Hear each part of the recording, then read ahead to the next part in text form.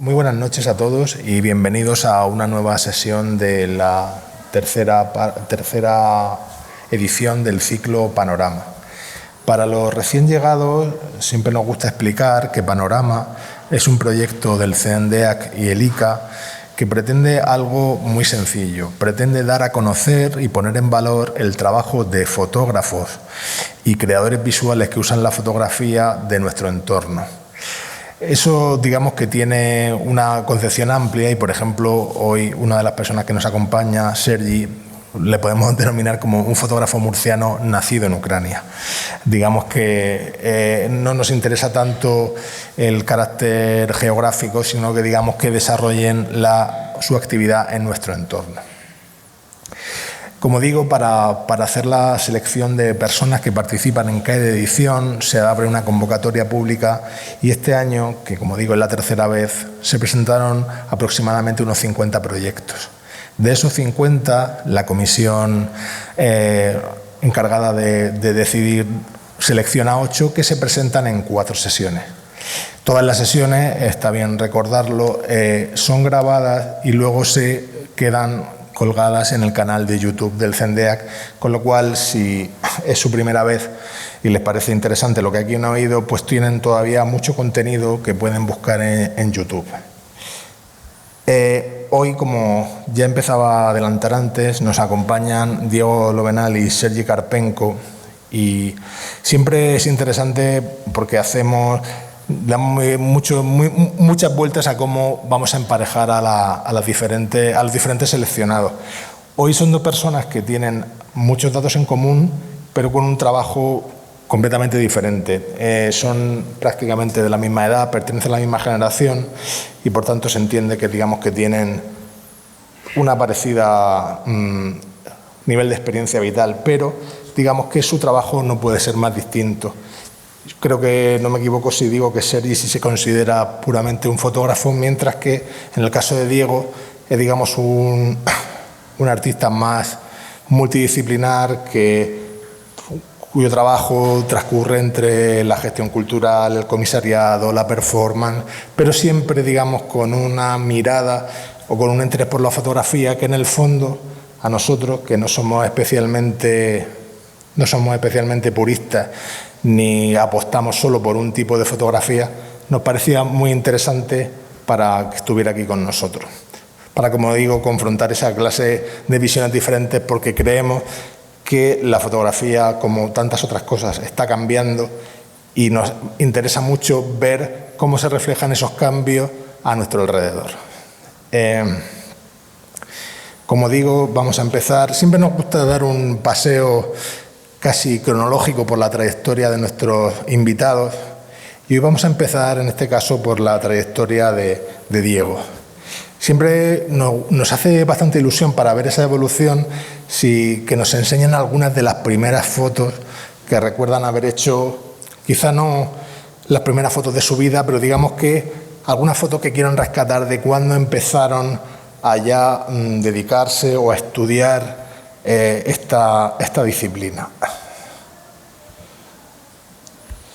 En el caso de Diego, que ha pasado por el Ramón y Cajal y por el ciclo de realización y por la Facultad de Bellas Artes, pues estas son las fotos que nos he enseñado. Y quisiera, Diego, que nos contaras cómo llegas tú a la fotografía, si siempre fue, digamos, había un interés previo o fue al empezar tus estudios cuando comenzó a interesarte. Pues fue, como has dicho, en el Ramón y Cajal. Comencé mis estudios, pero que no tenían nada que ver con la foto. Bueno, no tenían nada que ver. Hice realización de audiovisuales y espectáculos y para ello me empecé a interesar por el cine, sobre todo, ¿no? Y a lo mejor mi interés por la fotografía viene directamente desde el cine. Y para ello me compré una cámara reflex, ¿no? Como lo típico, pues te interesa el cine. En aquella época estaba de moda grabar con cámaras reflex, con tus propios cortos, te juntabas con colegas y todo eso. Pero al tener una cámara reflex es inevitable no comenzar a hacer fotos, ¿no? Un poco.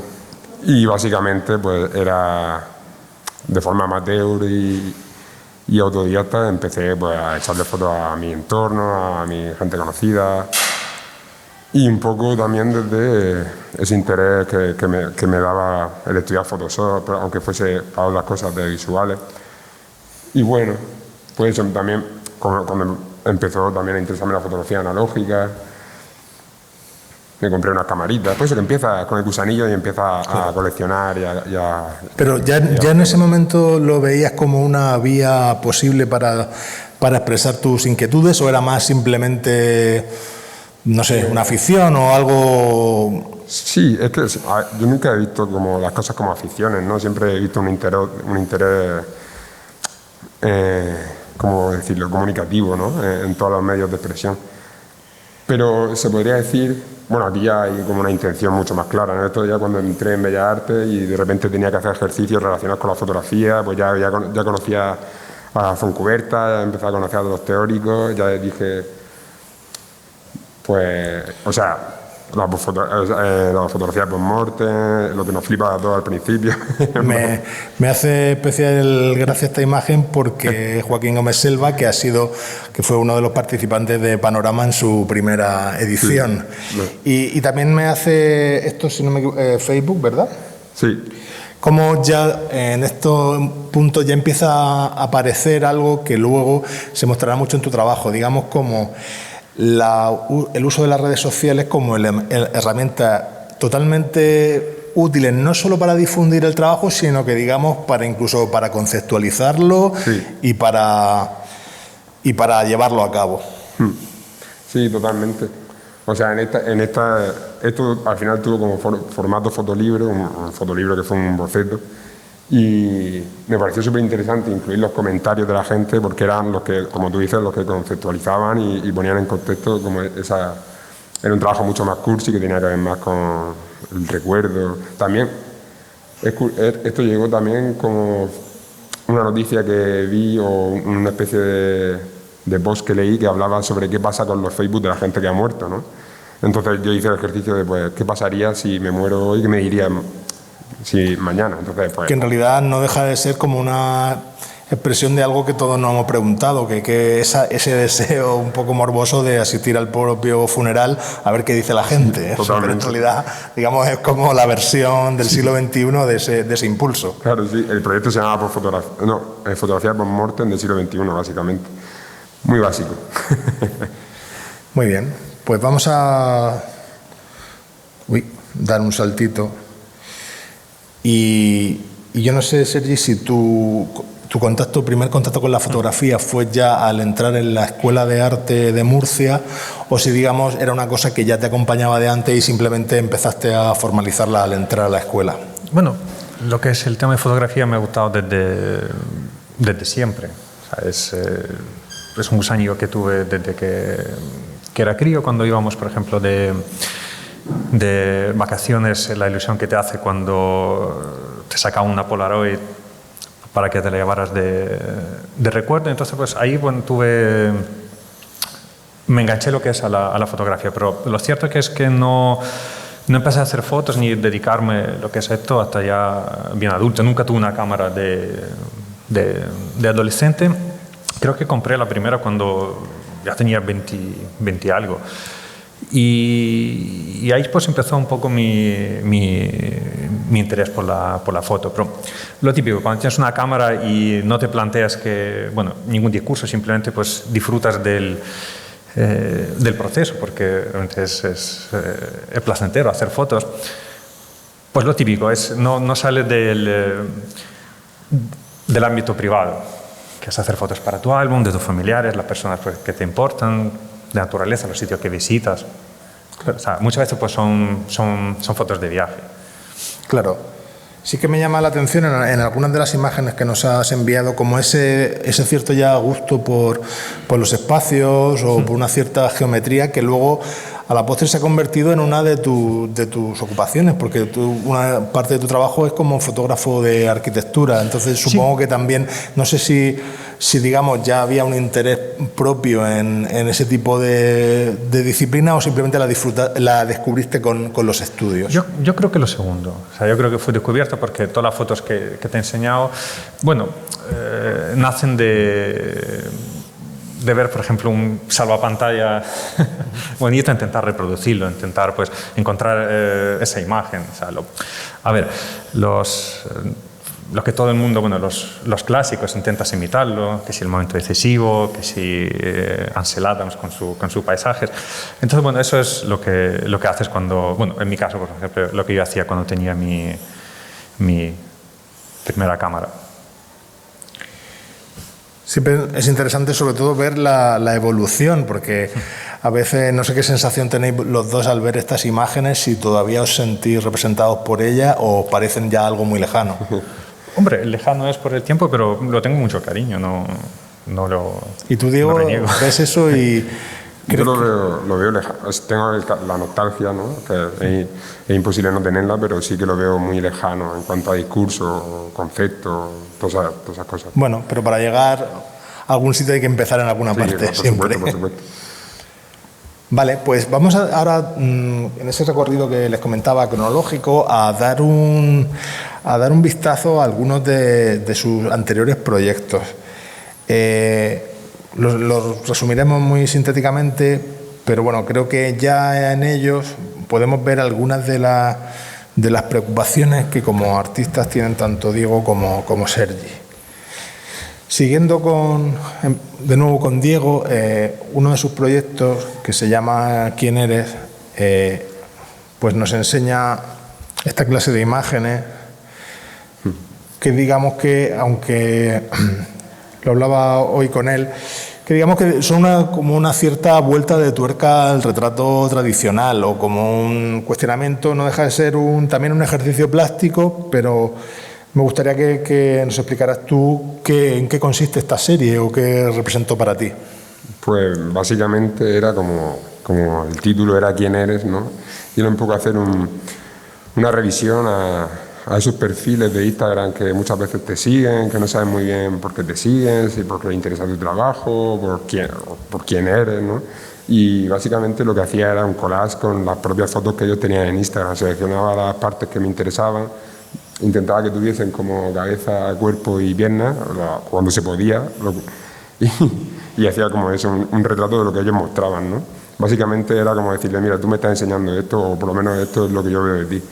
Entonces, curioso, cuanto menos, cómo también reaccionaba esa gente, ¿no? En plan, ay, pues me encanta, no sé qué. Muchas veces me lo pedían incluso, ¿no? Mucha gente ya... Paré el proyecto cuando empezaron a pedirme demasiado, como dije, mira, esto ya no me interesa. Y eso... ahí empecé, como no, la captura de pantalla, el collage, todas esas cosas, las redes sociales, que siempre me interesan mucho. ¿Y para todos era evidente que todas las partes de la imagen provenían de sus propias imágenes o de las imágenes que ellos habían hecho públicas? De las imágenes que ellos habían hecho públicas. O sea, quiero decir, ninguno hubo alguna parte que creyera que vinieran de otra parte. O sea, todos reconocían sus fragmentos de imagen. Sí. O sea, yo también era como... Si no encontraba... Por ejemplo, hay muchas cuentas que son de arte que no tienen como esa parte que yo buscaba. Entonces, pues eso no hacía retrato. Era como que yo me puse mi modus. Hice muchísimos también, muchísimo. Qué bueno. Este proyecto, que se llama Realidad Virtual Error 404, también digamos que ahonda un poco en esa idea de usar elementos de las redes sociales como para hablar de la realidad, aunque siempre a veces se comenta que digamos que son como una falsa realidad o una realidad incluso editada, pero... Y en este caso lo haces para hablar de una vivencia, en este caso personal, digamos, tu relación con tu pareja. ¿Qué es Realidad Virtual Error 404?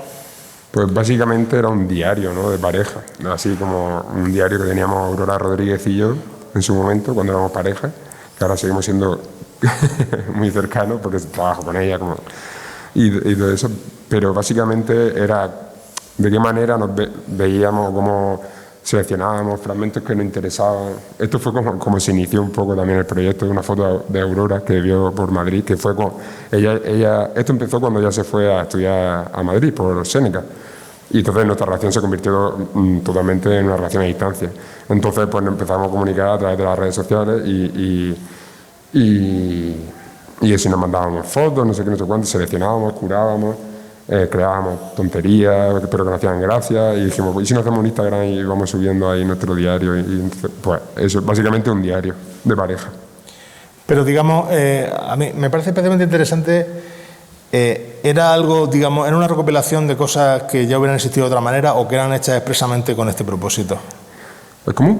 O sea, ¿eran una recopilación de materiales que ya se habían generado con vuestra propia convivencia o digamos que se trataba de piezas que estabais haciendo expresamente para este propósito? Pues muchas veces, eso por ejemplo, a veces sucedía y otras veces sí que se creaban.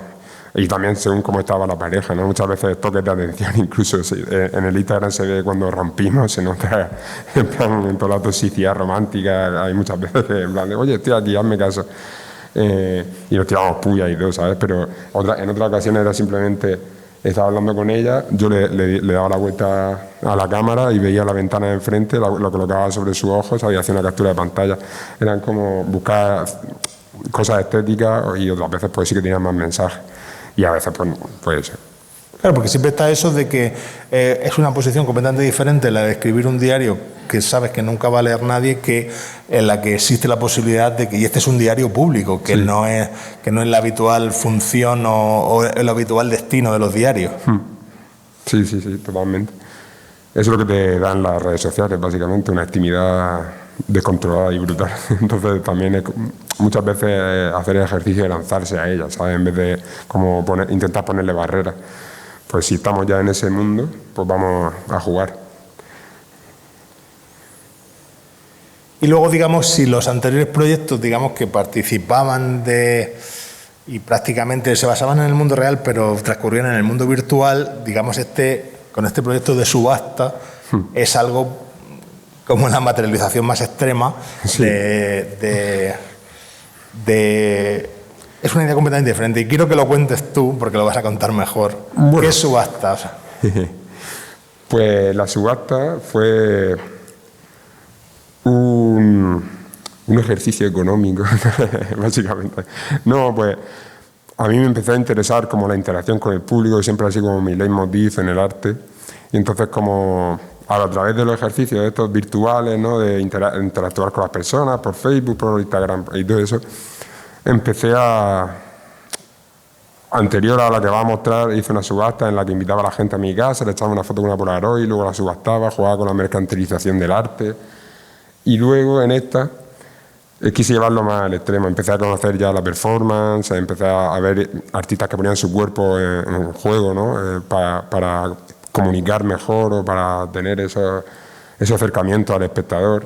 Y entonces lo que yo hice fue crear un evento en Facebook donde invitaba a la gente a mi subasta fotográfica y cada persona que me confirmaba la asistencia me tatuaba su nombre, ¿no? En una parte del cuerpo, creando así como una especie de mosaico por todo el cuerpo. Y entonces me tatué, hice una foto a cada tatuaje, la dispuse como en forma de esquema anatómico y comencé a subastar los nombres de las personas que habían asistido. Algunas personas asistieron, otras no, había nombres que se repetían, y entonces eso se convirtió en una especie de vorágine estuvo muy divertido. Sergio estuvo por ahí, Sergio.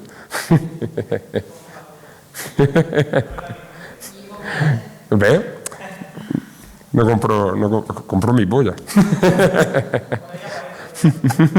Una representación de... Digamos porque en realidad lo que está implícito en proyectos como este son la idea, supongo, que también tienes en otros proyectos de que el arte no solo tiene que transcurrir en las instituciones culturales, sino que digamos también puede ser en el ámbito prácticamente doméstico, como sí, en este caso, y como que siempre tengo la sensación de que como muchas de las cosas que hacéis están como destinadas a quitarle toda esa aura sagrada al arte o esa aura de distancia, digamos, y hacer más pequeña la distancia que hay entre el público y las obras. Totalmente. Y en este caso, pues la obra, bueno, se puede decir que eras tú, pero bueno, era una performance, pero que la gente se podía llevar algo tangible, no era algo que simplemente transcurría en el directo. Claro, claro. Sí, lo que has dicho es muy interesante, ¿no? Lo de quitarle el aura, ¿no? Esa que tiene el arte. O sea, a mí aparte de que había muchos amigos dentro de esa pieza, también había gente que no conocía que estaba como flipando, en plan como, y me encanta el poder decirle, ¿cuánto me das por eso? ¿Sabes? Y poder hablar directamente. Claro. O sea, y que pueden llegar a considerar eso arte, porque yo también me esfuerzo por decir que eso es arte, ¿no? Que claro. Un poco de la corriente relacional, que tiene que ver con interactuar con el espectador. Entonces... Sí, adelante.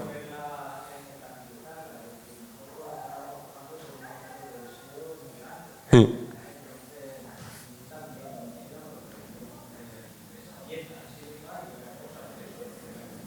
Claro, Sergio alude mucho a que también es mercantilizar lo que no dejan de ser objetos de deseo, que realmente se produce como una tensión entre algo que digamos que a lo que casi no se puede poner palabras, pero sin embargo asignarle un valor y además económico, que digamos que pasan cosas ahí o es, digamos, desde luego materia para la reflexión. Sí, sí.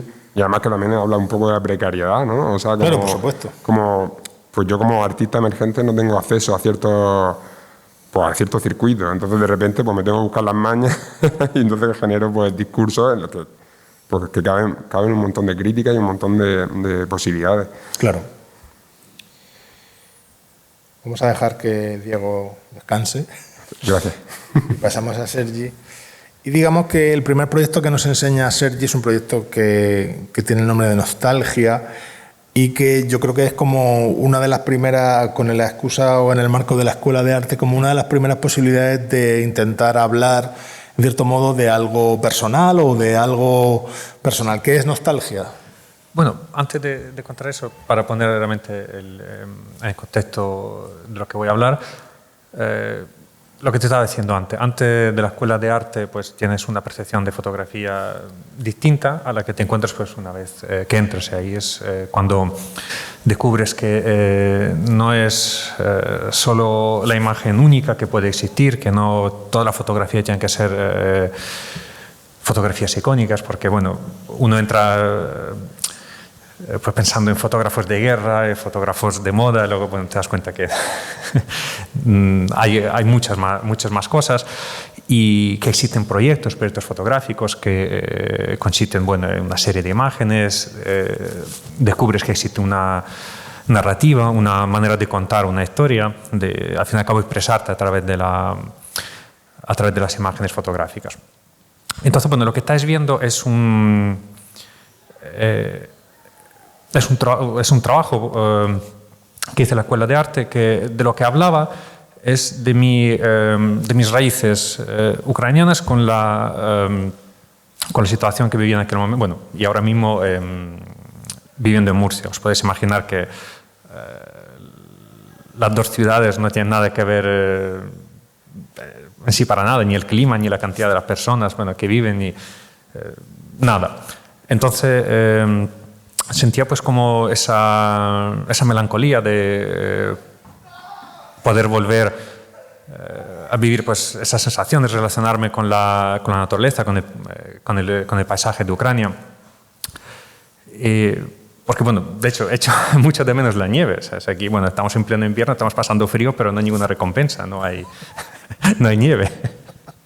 Es verdad.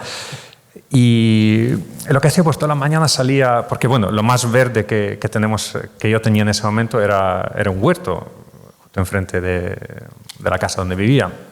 Y entonces pues intentaba representar esos paseos por la mañana con esa sensación de tristeza, de nostalgia que siente uno pues que vive en otro país que no naciste y pasaste la mitad de tu vida. De hecho, bueno, dentro de 2 años habrá un límite que he vivido la misma cantidad de tiempo ahí que ahí que aquí. Hay que hacer algo con eso. Sí, por supuesto.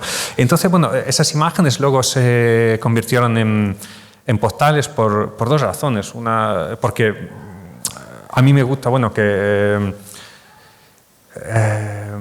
las fotografías, bueno, tengan un formato físico, o sea, poder tener en las manos, se disfruta muchísimo. Y hacerlas que fuesen postales era una manera de poder conectar las dos ciudades. El hecho de poder enviar una postal era como una conexión simbólica. O sea, es alguien que envía algo y alguien que recibe. A mí me parece muy curioso porque estas imágenes son una, digamos, una Murcia reconocible, pero creo que hay algo de esa mirada de intentar de no ver solo la realidad física de estas imágenes, sino que aluden como a un cierto estado mental y que se nota, no sé, no voy a decir que se nota que los ha hecho una persona de Ucrania, porque obviamente hay tantas miradas en Ucrania como personas hay, pero sí que a mí me parece una Murcia poco familiar y eso es interesante.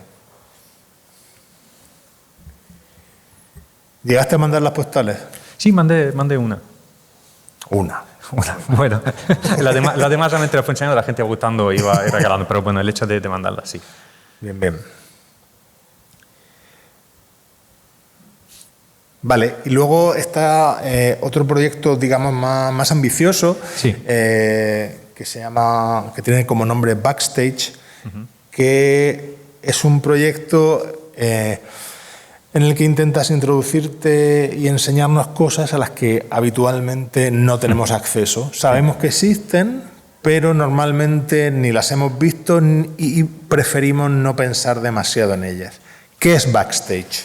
Pues Backstage es un proyecto que decidí hacer para mi proyecto final, bueno, en la escuela de arte, y mi intención es, aprovechándome, bueno, de la capacidad que tiene fotografía de documentar, de mostrar, es enseñar los espacios que tienen relación directa con la muerte. Porque, bueno, porque creo que es un hecho inevitable, somos mortales, pero al mismo tiempo tenemos esa sensación de, bueno, a ver, no digo que tienes que pensar constantemente en ello, pero el hecho de que pensamos poco. Y entonces pues, me interesó, tuve un interés de saber cómo son esos sitios donde una vez que morimos, qué es lo que pasa con nosotros, o bueno, lo que queda de nosotros. Y entonces, bueno, visité el Hospital Arrixaca, el Instituto de Medicina Legal aquí en Murcia, para pues, poder documentar los sitios pues, donde la persona pasa sus últimos momentos, pues, bueno, ya no como persona, sino ya digo, lo que queda de ti. Y esa fue la idea. Bueno, lo que pasa es que no es un proyecto que yo considero acabado, porque lo cierto es que una de las cosas que me desgastaba muchísimo a la hora de hacer ese proyecto era pues, toda la burocracia. Poder pues, escribir cartas, llamar y nunca obtener respuesta. Y bueno, cuando ya por fin se ha conseguido hacer esas fotos, los siguientes pasos que eran más complicados que los primeros. Sí, de hecho el otro día comentábamos casi que podría casi ser otra capa de significado del proyecto, como todo el armazón burocrático y como la barrera para acceder a todo esto, porque según me dijiste, tu ratio de éxito de puertas a las que llamabas respecto a puertas que se te abrían era muy bajo. Era bajísimo, de hecho las pocas cosas que he conseguido gracias a través de los contactos, nunca directamente en el sitio. ¿A qué crees que se debe eso? Pues, a ver, lo primero, el sitio en sí parece, ¿sabes? Tiene una aura así de solemnidad que a la gente no le gusta que hagan fotos de esos sitios, porque, bueno, es un sitio triste, son sitios que es decir, la gente dice, ¿para qué? O sea, ¿sabes? Pues pregunta, ¿por qué quieres fotografiar eso? ¿Qué quieres hacer aquí? O sea, ¿y dónde va a salir eso? Porque, bueno, también el imaginario de la persona sobre un fotógrafo es siempre alguien crítico, pero crítico en el sentido de fotodenuncia. no una reflexión que puedes tener, ¿vale? Simplemente encontrar algún valor estético en los sitios que aparentemente no lo tienen. Porque realmente a mí lo que más me llama la atención es que mucha de ese aura que asignamos a estos sitios está solo en nuestra cabeza, porque luego estos sitios no pueden ser más, entre comillas, más anodinos, sí, o funcionariales o más burocráticos. Algunos parece una mezcla de una carnicería o una sala de espera del dentista, o sea... Sí, de hecho, bueno, las herramientas que utilizan ya te digo, o sea, lo puedes comprar en, yo qué sé, entre ferretería y el chino. Quizá no se ve, pero ahí pone banco de cerebros no tocar. Sí, no sé quién va a tocarlo, pero bueno. La cosa está que sí, es uno de los pocos bancos de cerebros que hay en toda España. Uno está aquí, por ejemplo, la foto de la Rechaca. Y es cuando, bueno, te das cuenta, te digo, de cómo son esos lugares. ¿Consideras que después de hacer el proyecto, aunque lo consideres no del todo acabado, sí, ha cambiado tu relación con la muerte? ¿Mi relación con la muerte? Preguntas fáciles, ya sabes. Bueno, a ver, no hay ningún cambio significativo, no he sido iluminado con ninguna, ya te digo, con ninguna luz divina, pero sí que, bueno, te haces más familiar, los sitios te parecen menos dramáticos, lo que te he dicho, más normales. Claro. Bueno, pues yo no sé cuáles son tus intenciones respecto al proyecto, pero yo creo que podría continuar y sería interesante porque es un tema de constante actualidad. Bueno, ya, por desgracia. Desgraciadamente, sí. De hecho, bueno, hasta poco estaban peleando, querían ver ataúdes, querían enséñame. Cuando hasta hace poco no queríamos ver. De hecho, ha sido uno de los tantísimos caballos de batalla de estos meses, la conveniencia o no de mostrar cadáveres, mostrar ataúdes, etcétera. De hecho, una de mis... sabes que, bueno, uno cuando hace proyectos, bueno, se marca lo que quiere fotografiar y lo que no, lo que entra y lo que no. Nunca quería fotografiar cadáveres. Era más, digo, lugares, si te fijas, bueno.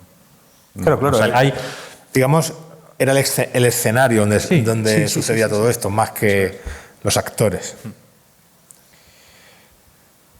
De nuevo damos un volantazo y volvemos a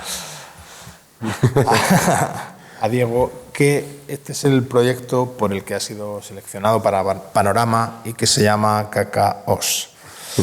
Digamos que OS haciendo referencia a sistema operativo y KK pues sí. Es un proyecto que es sencillo y a la vez complicado de explicar. Digamos que parte como de un cierto interés en como mostrar algún tipo de retrato generacional, pero a la vez yo creo, no sé si estarás de acuerdo, que reflexiona sobre las dificultades de precisamente hacer eso. Yo creo que conforme cumplimos años, pues uno siempre tiende a analizar a las personas de su edad, pero realmente como es un propósito un poco difícil y las conclusiones siempre son provisionales. Total. ¿Qué hiciste en este proyecto? Porque según me habías comentado es un proyecto que te acompaña desde hace bastante tiempo. Pues sí, antes de eso... Pero vuelve, corre. Quiero accionar antes. Se Perfecto. puede, ¿no? Sí. Por supuesto. Os he dejado por ahí un ejemplo del proyecto. No sé si lo tenéis. En algunos sitios hay un tubo. Entonces quiero que lo accionéis.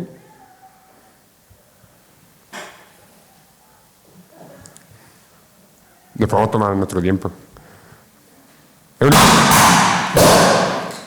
Vale. Hubiera estado bien avisar a los cámaras antes, a lo mejor. Ya podemos continuar. Bueno, ya. ¿Quién decía que no iba a haber sorpresas hoy? ¿Ese no ha disparado? A lo mejor hay algunos fallutos, estos son prototipos.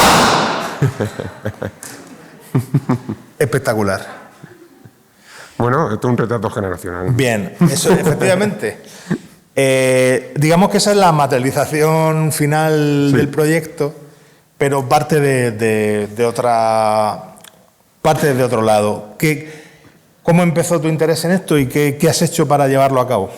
Pues básicamente esto ha sido un ejercicio un ejercicio de interés pictórico, estético, visual, ¿no? Que tiene que ver con la fotografía, con la posibilidad de capturar pantalla, de no utilizar una cámara, de estar en tu casa y ir seleccionando fragmentos de algo que te interesa, de colores, luces, y es un ejercicio que me ha acompañado durante muchos años.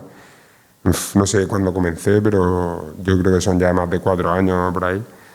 Y tiene que ver con mi interés por los... Me ha hecho gracia lo de backstage, porque creo que también es un poco backstage, ¿no? Es como cuando te presentan una fotografía siempre hay como un segundo plano, y de repente empecé como a fijarme en ese segundo plano, a ver los actores secundarios de esas actuaciones, y básicamente mi campo de visión empezó en las fotografías de fiesta. Pues lo típico que sales de fiesta una noche y te vas a buscar a ver si sales a la discoteca, no te encuentras, pero de repente empiezas a ver a personajes que te fascinan, ¿no?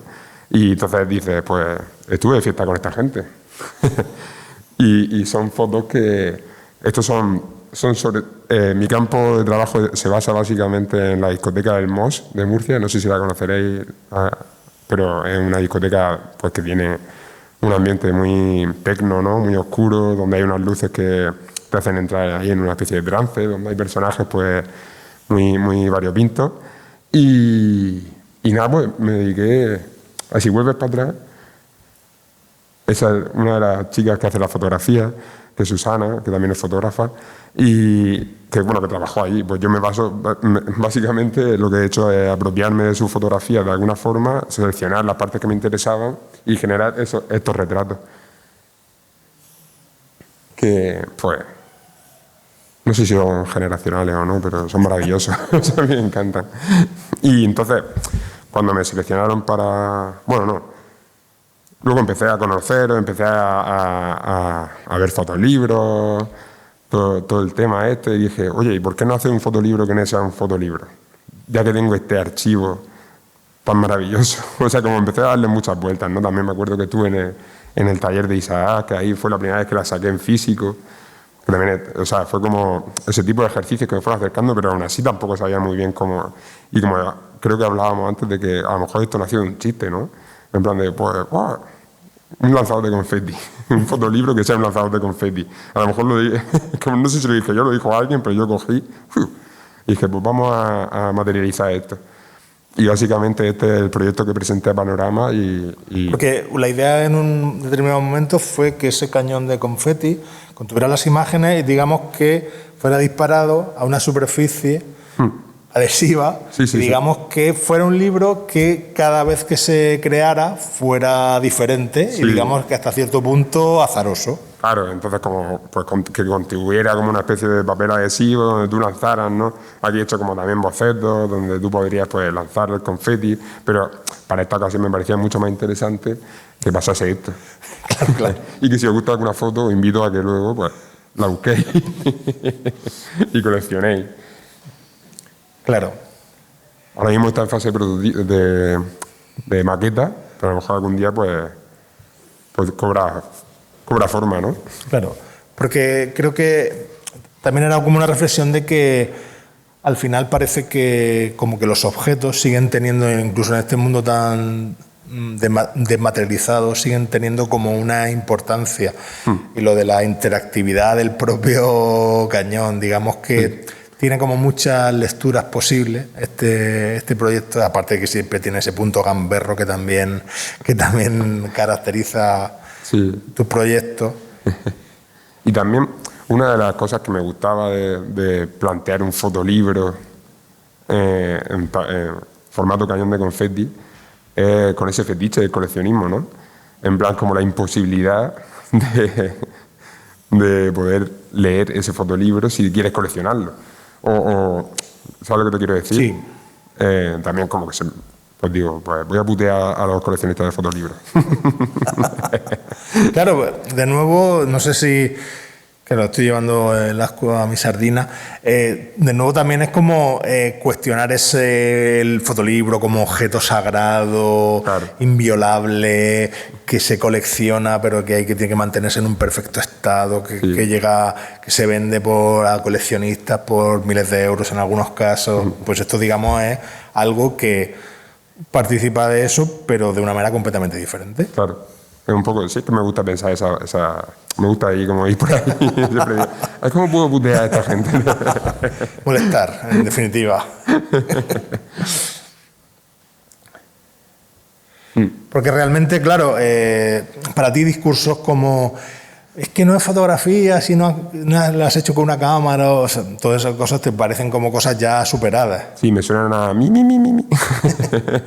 No, sí, yo tengo una concepción del arte que tiene que ver más con una hibridación, ¿no?, de las disciplinas, no como vamos a segregarnos y a trabajar en lo que solo sabemos hacer, porque, no sé, me parece mucho más interesante crear un proyecto en el que tengo una idea y luego me sirvo de herramientas para desarrollar esa idea, ¿no? ¿Cómo puedo comunicar mejor esa idea? ¿O cómo puedo comunicar mejor ese sentimiento?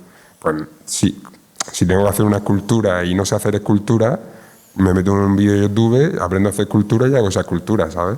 Pues hoy en día tenemos esas herramientas. A lo mejor necesitas más tiempo, a lo mejor no llegas a los detalles que te gustaría llegar, pero te quedas como en un punto intermedio en el que de repente pues estás... Que puede fracasar, porque en todo se puede fracasar, pero bueno, hay que intentarlo. Claro. Y antes se me olvidó mencionarlo, aunque solo tengo una relación tangencial con esto, di por favor, para quien no lo sepa, qué es Espacio Incógnita, qué es tu proyecto Espacio Incógnita y cómo puede la gente acceder a él. Pues Espacio Incógnita básicamente es un sitio donde tienen cabida ese tipo de artes de las que hablo, ¿no? Que no tienen que ver tanto con disciplinas, sino con ideas, donde un artista o una persona, es que ni siquiera tienes que ser artista, simplemente tienes una idea y te apetece desarrollarla y no te importa cómo, pues es un espacio que está en el centro de Murcia y que damos cabida a ese tipo de arte, que hemos organizado ahora el festival que está ahí en el cuartel de artillería y que tenemos que ir a verlo. Y nada, básicamente es un espacio autogestionado por Aurora Rodríguez y Laura Turpín y yo, que estamos intentando hacer cosas en Murcia, que es una tarea ardua, y más en tiempos de COVID, ¿no? Siendo autogestionado. Mis padres, pues sin ellos no podría hacer nada, básicamente. El sustento de un buen artista tienen que ser los padres. Claro. O sea, que los huérfanos están jodidos. No, lo siento si hay algún huérfano, era un chiste, humor negro. Pues... hecha la necesaria cuña publicitaria porque era importante. Sí. Porque sobre todo porque no hay que suponer que la gente lo sabe todo y siempre es importante explicar lo que uno hace, porque siempre se puede captar a personas que puedan estar interesadas. Vamos a pasar pues a el proyecto por el que se seleccionó a Sergi para Panorama, que se llama El mensaje y el medio, pero he de decir que se podría llamar perfectamente El mensaje y el miedo. No sé si lo has pensado alguna vez. Sí, bueno, podría ser, bueno, es un título de trabajo, pero podría ser de muchas maneras. Eso es cierto. ¿Por qué el mensaje y el medio? Porque, bueno, no sé si aquí existe en el mundo anglosajón, cuando se refieren, bueno, a llevar un mensaje, siempre dicen, es importante el mensaje y no el medio. Es decir, no es cómo lo hagas, sino el que tramite tu mensaje. Pero en este caso es importante tanto el mensaje y la manera como se transmite. En este proyecto vemos un cambio bastante importante en tu manera de trabajar, porque digamos de ser un fotógrafo hasta cierto punto pues con referentes clásicos, si podemos decir, digamos que das un salto y te acercas a territorios más parecidos a los de Diego, porque esto no deja de ser casi un ejercicio postfotográfico, aunque realmente haya fotografías involucradas y las hayas hecho tú. ¿Cómo fue, digamos, una nueva manera de expresión que crees que puedes explorar en el futuro? ¿O digamos que te pareció que para este proyecto era lo más adecuado? Me pareció que para este proyecto era la manera más adecuada de hacerlo. Creo que hace un par de años, no te puedo decir exactamente cuándo, vi una fotógrafa italiana, Lea Levi, que hizo fotos a la muerte de Franco. Y lo hizo desde su casa, haciendo fotos a la televisión, donde pues se transmitía. Cuando le preguntaron, bueno, por qué lo hizo a la televisión y no salió a la calle, que era el momento, ella contestó que, bueno, ¿dónde más podría encontrar la mejor información que lo que es en la tele? Y eso me lo apunté y dije, bueno, mira, podría ser una manera interesante de afrontar un trabajo. ¿De qué habla este trabajo? Este trabajo va de los mensajes de odio y sobre todo de la derecha más ultra que ahora mismo está teniendo cabida tanto en España, en Europa y a nivel mundial. Entonces, ¿por qué me hice hacer ese proyecto? Porque, bueno, llega un momento cuando uno dice, pues bueno, igual no debería seguir, o bueno, a lo mejor debería explorar los meandros de subjetividad y de uno mismo, sino pues a lo mejor centrarse en fotografiar la realidad, los problemas sociales que ocurren a tu alrededor. Y así fue como nació esa idea. Creo que en las elecciones del 2016 los partidos así de la derecha tuvieron como una representación de 44.000 votos. En 2019 lo hicimos muy bien y tienen 3,5 millones. Es muy significativo. De hecho, España tenía ese privilegio de ser uno de los poquitos países de Europa donde no había ultraderecha en las instituciones. Bueno, ya tenemos ese premio. Claro. Sí. Entonces, bueno, cuando empiezas un trabajo así que es un poco diferente, lo que buscas es cómo expresarte. Otra vez, qué fotografiar y qué dejar fuera. Entonces pensé que lo suyo sería fotografiar la pantalla de la tele, porque es uno de los medios donde se difunde los mensajes y de hecho, bueno, hay indicios y hay motivos para pensar que el éxito de muchos de esos partidos es gracias a los medios de comunicación que, bueno, que a cierta manera pues difunden ese mensaje. Y luego decir, bueno, fotografío la tele, pero ¿en qué parte me centro? Y sobre todo, bueno, dije, voy a analizar lo primero qué partidos hay, en qué país, qué es lo que promueven en sus discursos. Y bueno, cogí un listado de Wikipedia, busqué a los mejores.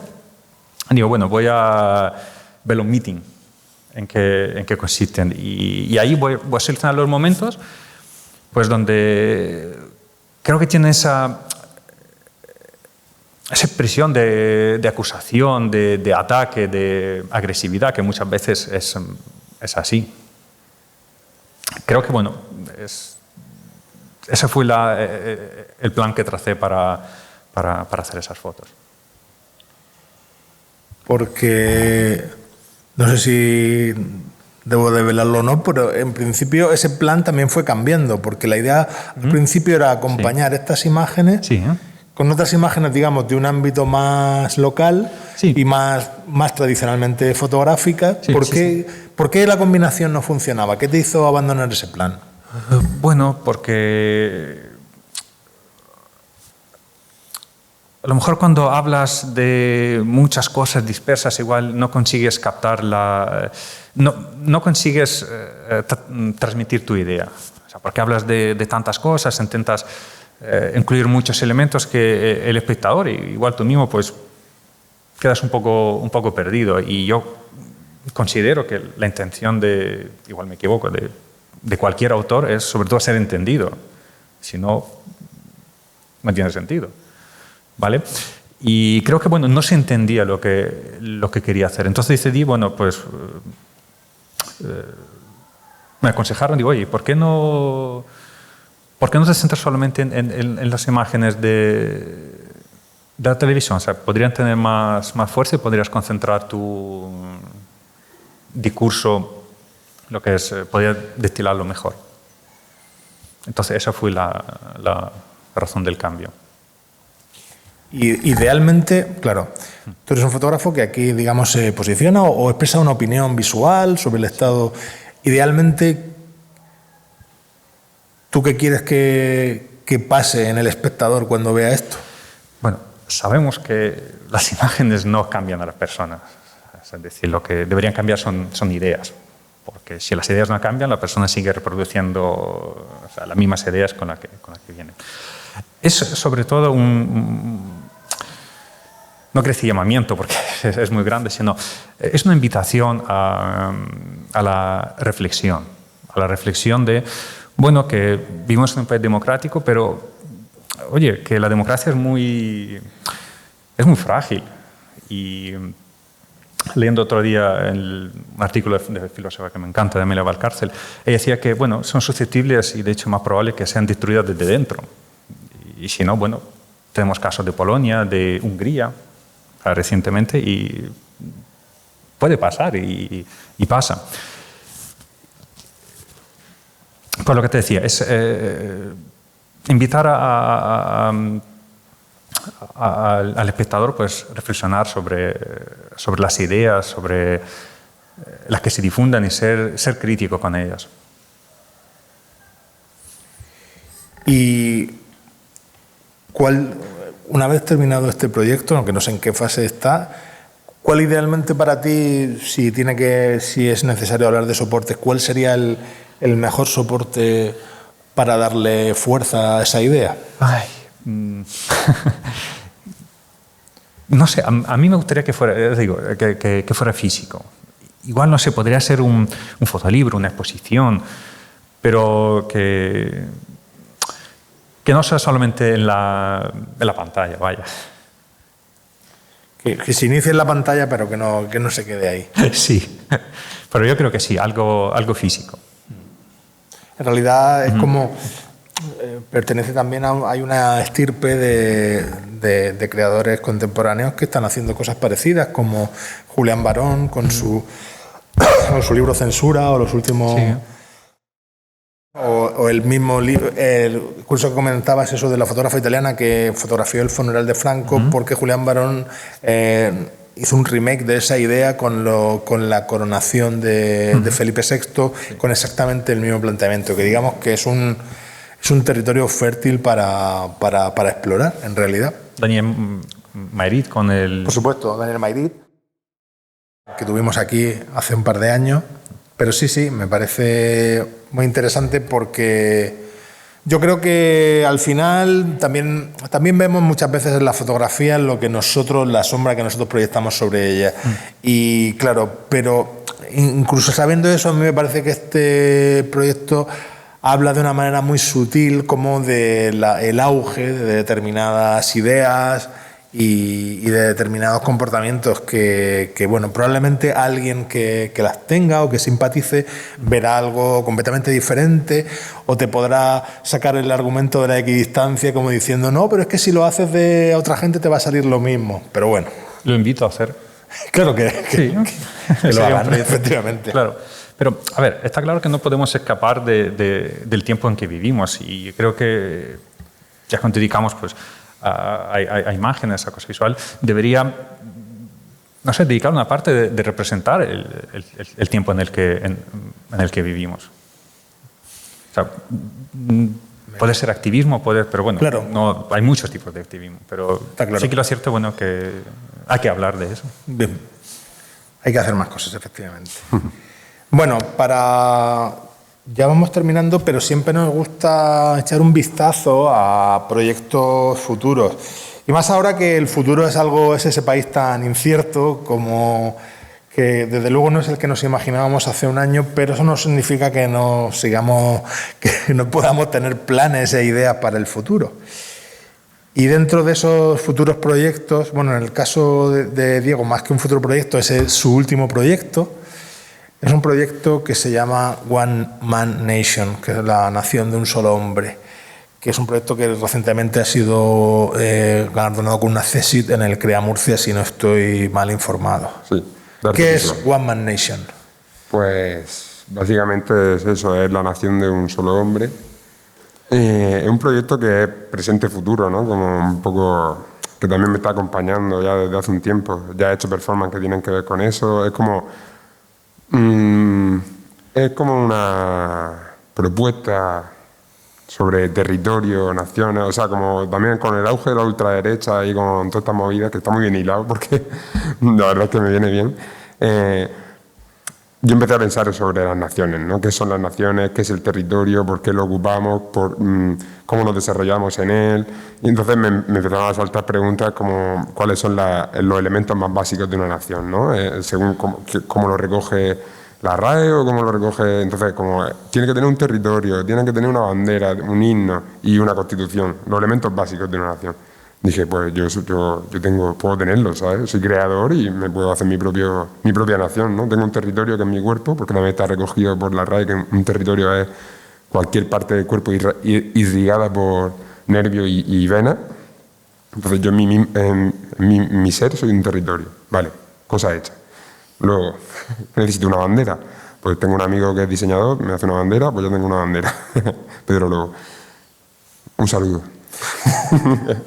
Luego, empecé a diseccionar como los elementos más básicos de la nación, ¿no? Entonces empecé a darme cuenta que hay elementos que, si fuésemos nosotros mismos nación, nos pesarían mucho, o como que serían un impedimento para relacionarnos con la gente, como puede ser una frontera, ¿no? O los medios de vigilancia, los cuerpos de Estado, esas cosas que realmente hacen falta en una nación, ¿no? Como es necesario. Entonces, en este proyecto, básicamente lo que propongo son ejercicios de reflexión en torno a esos elementos, más que, pues, algún día me meteré con la Constitución, otro día me meteré con el himno, ¿no? Pues voy como poco a poco recogiendo aquí, en una de las noches de los museos que hicimos con un colectivo FAC, que aquí en el centro de Párraga, pues me declaré, ¿no? Como nación. Y entonces me acerqué con alambre de espino, como esta es mi intención, esto es lo que hacen las naciones, ¿no? Marcan sus fronteras y entonces como con esos ejercicios tan simples te das cuenta de lo estúpido que es tener fronteras o delimitarlas, o sea, como que son invenciones puramente humanas. Entonces, con estos ejercicios básicamente reflexiono sobre la responsabilidad que tenemos como nación, ¿no? Lo que delegamos en otros, básicamente. Nosotros vivimos en un sitio que geográficamente nos ha tocado vivir ahí y ni nos preguntamos ni queremos saber, simplemente cada 4 años vamos, votamos y nos dejamos gobernar, ¿no? Pues entonces esto es un ejercicio de qué pasaría si realmente tuviésemos que gobernarnos a nosotros mismos. Que pues, cada uno lo intentamos de nuestra manera, ¿no? Que bastante tenemos, si nos tuviésemos que preocupar de eso todos los días, pero esto es básicamente un ejercicio de cómo hacerlo. Entonces, pues, es futuro presente porque tengo para rato. Digamos, es como una sinfonía en diferentes movimientos. Sí. Y este es un ejercicio muy visual, ¿no? Muy metafórico, muy simple, ¿no? De componer, pues venga, el alambre de espino, la bandera y un visual de cómo... Que eso es gracioso porque era una performance duracional en la que estaba con la bandera durante, no sé, estuve 2 horas y se grabaron 7 minutos, porque la cámara, no sé, eso es también, la performance y sus cosas. Acabaste bien con los brazos, ¿no? Sí, sí. Muy bien. Pues el proyecto que nos enseña Sergi para el futuro, en realidad se inició en el pasado, pero digamos que ha visto un poco cambiado su rumbo por motivos de la pandemia. Una de las cosas que nos parece interesante de Panorama es que precisamente se conozcan y traten y se junten gente que hasta ahora no lo había hecho. Y entonces lo señalo porque en este caso es un proyecto que estás desarrollando con Isaac Rupérez, que fue otro de los seleccionados de Panorama de la segunda temporada. ¿Qué es Japón? Que entiendo que es un nombre provisional. Pero totalmente, totalmente. ¿Qué es ese proyecto? Bueno, para ponerlo en contexto, conocí a Isaac, si no me equivoco, mejor hace 2 años, 2 años y medio. Y bueno, son de esas personas que te caen muy bien y son personas que, gente de la que te gustaría rodearte, ¿no? Es decir, la que te gustaría tener cerca. Y le propuse, oye, Isaac, ¿qué te parece si hacemos algo juntos? O sea, algo de fotografía que te involucra los intereses de los dos, los temas que nos gustan en común y oye, ¿qué puede salir de eso? Y digamos, bueno, encontramos en un cruce de ideas pues este proyecto que lo que hacemos es fotografiar la comunidad japonesa que vive aquí en Murcia. ¿Con qué intención? Pues sobre todo para poder pues, hablar de cómo han cambiado sus vidas, cómo es ese cambio cultural, porque es cierto que España y Japón, aunque hablamos de Occidente, o países occidentales, es una manera totalmente, no totalmente, pero muy diferente de percibir el mundo, en los aspectos culturales. Y así nació pues ese proyecto. Nos interesa sobre todo, ya te digo, pues contar cómo la biografía de las personas y cómo ha sido cambiando pues sus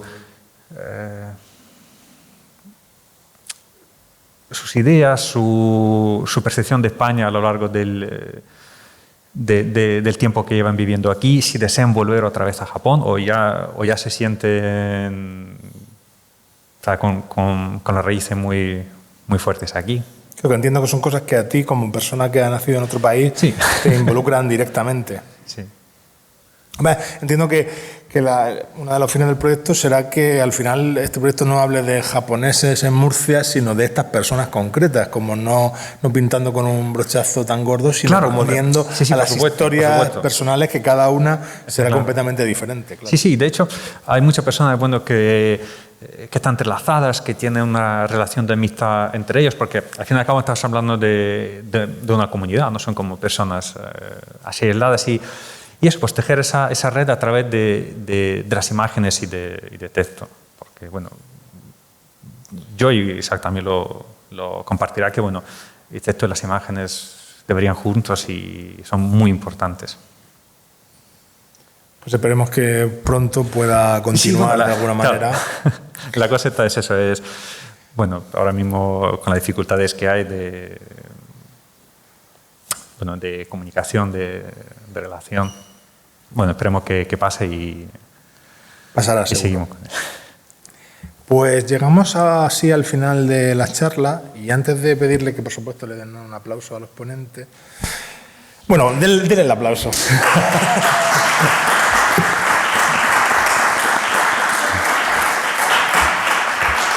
Y ahora es el momento de si alguno de ustedes se ha quedado con alguna pregunta para alguno de ellos, es el momento de que la haga. Esperemos que haya algún valiente. Hola. Pregunta, porque luego si no, no se oye en la grabación. Preguntas que tienen la sensación de que ha habido un cambio de una fotografía a lo mejor más existencial y tal, a intereses más sociales. Y nada, si ese cambio va a ser duradero.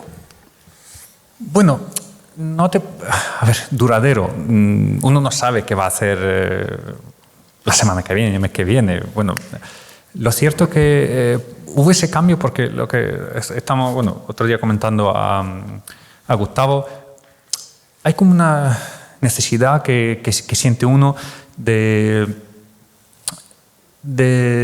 poder pues, fotografiar, de hablar de la realidad social en la que tú vives. Porque es importante que hayan proyectos que hagan una crítica política y de la situación actual de las cosas. Porque, al fin y al cabo, bueno, pues no estamos ajenos a ello. Vivimos en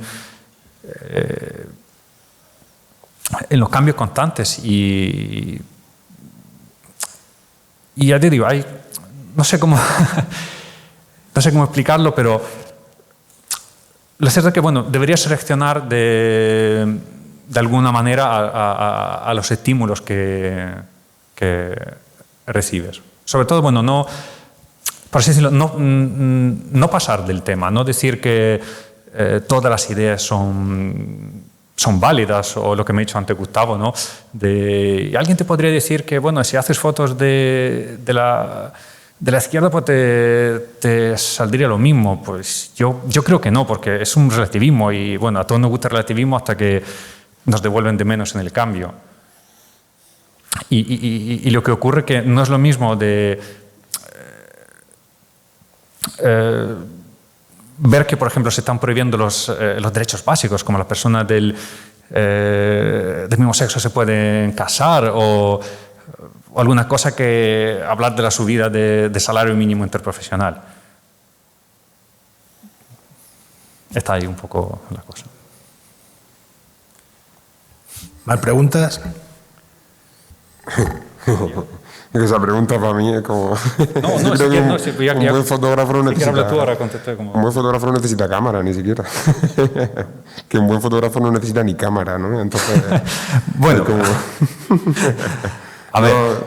Yo no creo en la disciplina de la fotografía, como antes hemos hablado. Yo creo en la expresión. Entonces, un buen fotógrafo es que expresa bien su idea, ¿no? Da igual cómo lo hagas.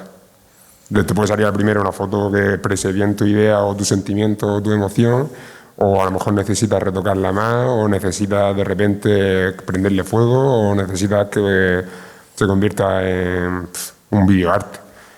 Eso es lo que pienso.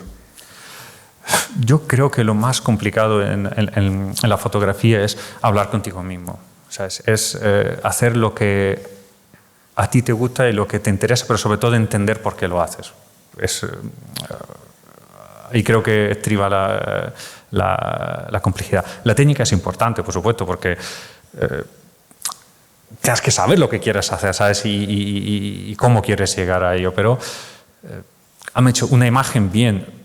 Claro, porque tú tienes un imaginario en tu cabeza, igual que yo lo tuve antes de entrar a la escuela de arte, pues eso, de imágenes clásicas, ¿no? Imágenes icónicas, una imagen que es un símbolo a lo mejor de una época, ¿vale? Pero tú puedes hacer muchísimas más cosas. Hoy en día un meme tiene el valor que tenían antes esas imágenes, ¿no? Posiblemente. O sea, en cuanto a esa iconicidad, ¿no? O esa posibilidad de expresión. Sí, pero aunque sea más fugaz. Sí, totalmente, pero es muy fugaz. Pero te hacen así, ¿no? Como antes los fotógrafos, como hablábamos antes, ¿no? Si los fotógrafos esos que tienen esa imagen tan icónica estuviesen vivos hoy en día, harían memes. Es posible. Cartier-Bresson estaría en TikTok. Sí, bueno, si nos ponemos a hablar de TikTok ya. ¿Alguien tiene alguna pregunta sobre TikTok? Una pregunta por ahí. ¿Desde dónde nacen vuestras ideas? Las mías, sobre todo, desde los chistes, las bromas, los chascarrillos. Mi madre tiene la culpa de la mayoría de mis ideas. Me dice, sí, ¿qué va a ser lo próximo? ¿Te vas a pinchar con una rosa y no sé qué, no sé cuánto? Y hago una performance que tiene rosa, no sé qué. Como siempre me está provocando sin ella quererlo. No, a ver, la idea, pues creo que es inevitable, nacen del entorno de ser, lo que hablaba Sergi, ¿no? De ser permeable, ¿no? Un poco, de ser consciente, de estar informado, de tener una actitud creativa ante ese entorno, sobre todo, y crítica, o sea, hay que ser crítico, también es muy importante. Claro, ¿de dónde nacen las ideas? Pues, sobre todo de la manera como tú te relacionas con el mundo. Lo que es importante para ti y crees que, o sea, debería ocupar el primer lugar en tu discurso, pues probablemente los proyectos, o sea, las ideas nacen de ahí. Temas que son relevantes para ti. Como una vez dijo, creo que Eduardo Nave, o sea, si hay algo que a ti te interesa, tienes que hacerlo, vamos, mejor que nadie. O sea, si hay algo un tema, pues, no sé, el fútbol, tienes que tener el mejor trabajo fotográfico sobre el fútbol. O por lo menos tienes que intentarlo. Sí, bueno, pues que es cuento. que es lo mínimo, ¿no? ¿Más preguntas? ¿Todos están reflexionando? Pues si no hay más preguntas, solo nos queda darle las gracias por venir. Recordarles que Panorama volverá el año que viene, en enero, en una fecha que todavía tenemos que concretar. Quedan 2 sesiones más. Y nada, muchísimas gracias a todos por venir. Muchísimas gracias a Sergi y a Diego por ti. el Muchísimas gracias esfuerzo. a todos. Y nada, y felices fiestas.